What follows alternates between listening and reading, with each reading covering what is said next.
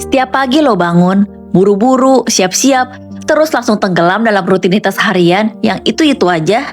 Dan besoknya, lo ngulangin hal yang sama lagi. Pernah nggak sih lo berhenti sejenak, duduk diam dan bertanya, sebenarnya, mengapa gua ngelakuin semua ini?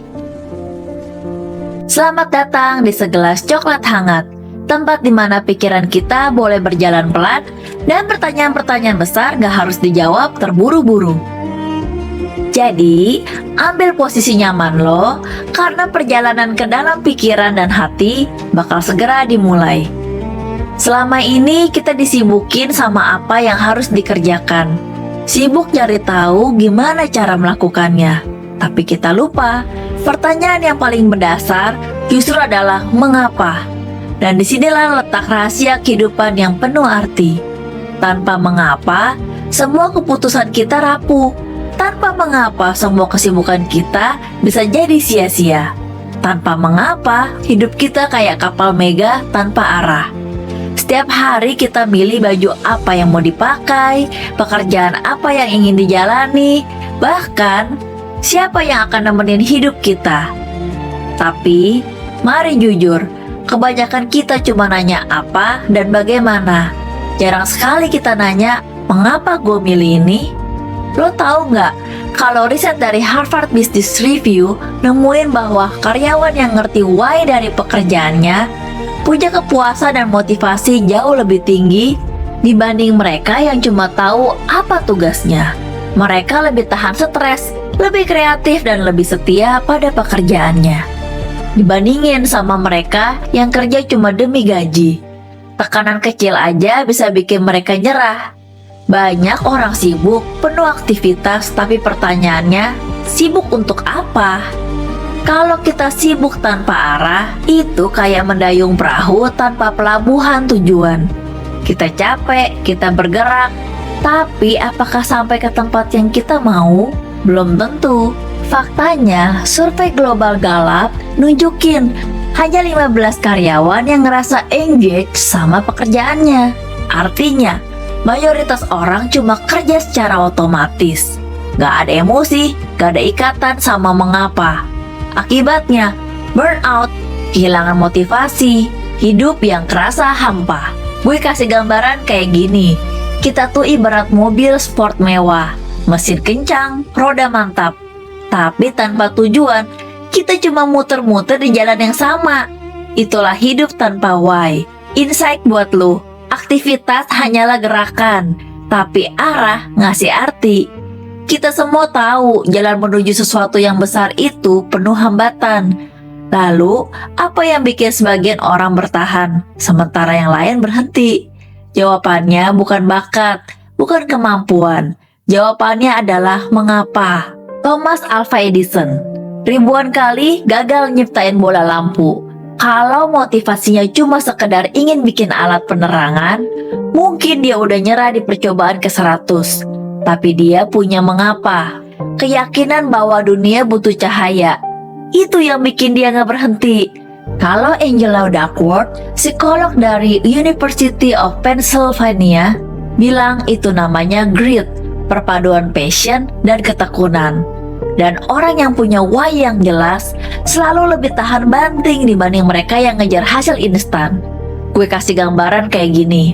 Seorang petani kalau cuma mau panen cepat, dia akan frustasi saat hujan terlambat. Tapi kalau alasannya adalah ngasih makan keluarganya, dia akan tabah ngadapin musim sulit.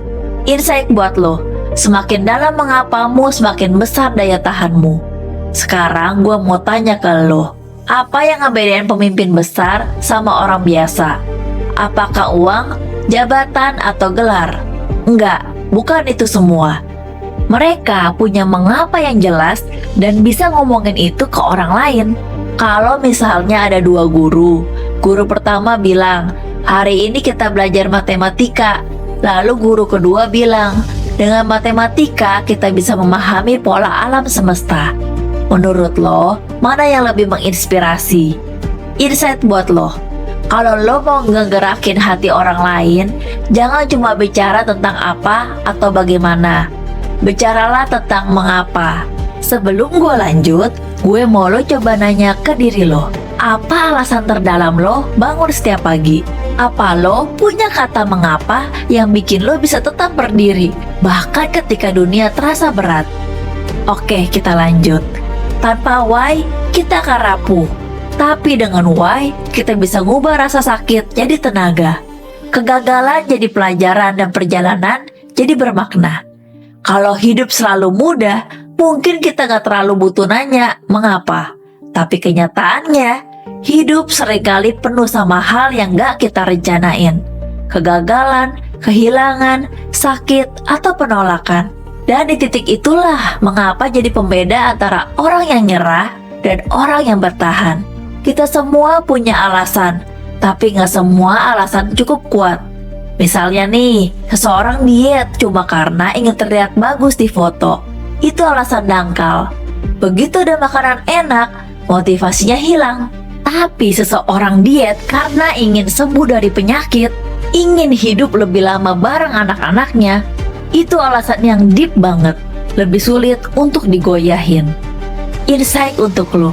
Kalau mengapamu dangkal, masalah kecil bisa ngehancurin lo. Tapi kalau mengapamu dalam, masalah sebesar apapun akan kelihatan kecil. Gue mau cerita. Ada seorang psikolog namanya Viktor Frankl yang selamat dari kamp konsentrasi Nazi. Di tengah penderitaan yang gak mungkin bisa kita bayangin, dia ngeliat sesuatu yang luar biasa. Orang yang punya alasan untuk hidup lebih mungkin bertahan. Frankl sendiri bertahan karena ia punya why, keinginan untuk nyelesain bukunya, untuk ngebagiin makna penderitaan.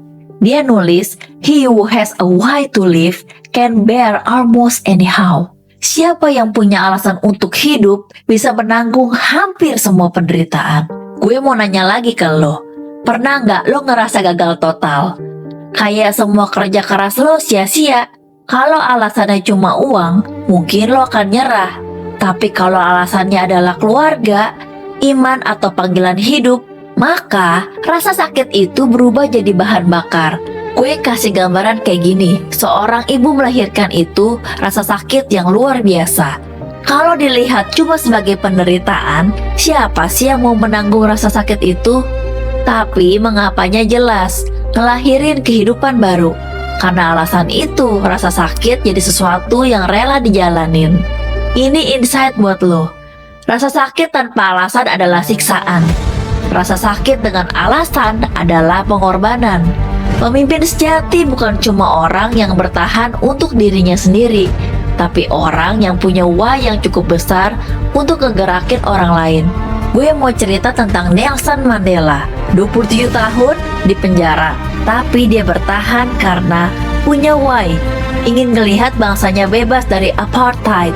Alasan itu bukan cuma ngasih dia kekuatan, tapi juga menginspirasi jutaan orang Afrika Selatan untuk terus berjuang. Inilah kekuatan mengapa. Bukan cuma ngasih kita daya tahan, tapi juga mancarin api yang bisa ngehangatin orang di sekitar kita.